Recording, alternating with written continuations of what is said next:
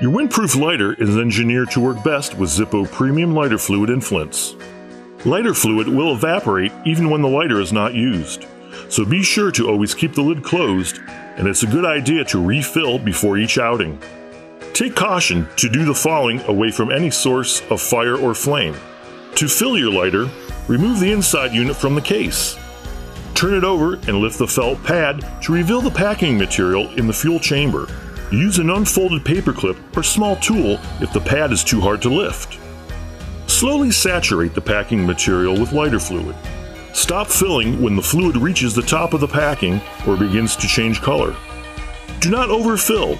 If overfilled, the lighter will leak fuel. Avoid getting the fluid on your skin, as it is a skin irritant. If contact with skin does occur, wash the affected areas promptly with mild soap and water. Insert the inside unit back into the case, making sure to wipe any excess fluid from the lighter and your hands before igniting the lighter.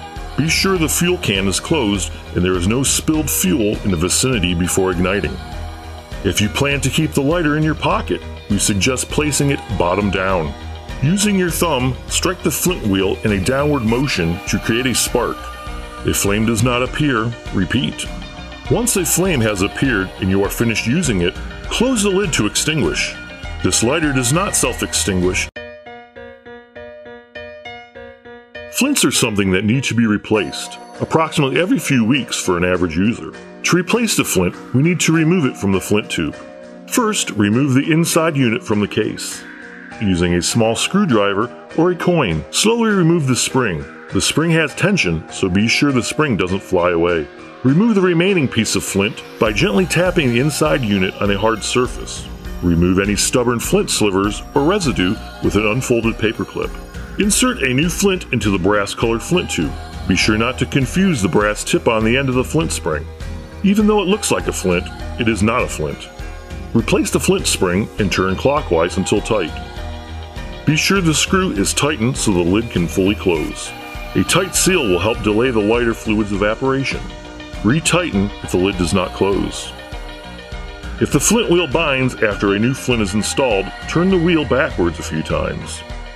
You can keep extra flints under the felt pad for future use. Initially, a new wick is white.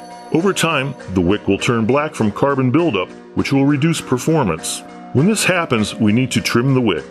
Using a pair of tweezers or needle nose pliers, gently pull it up until the clean wick appears. Grab the wick as far down as possible to avoid ripping the wick. Trim the end evenly with the top of the chimney using scissors or wire cutters. This should be performed once or twice a year.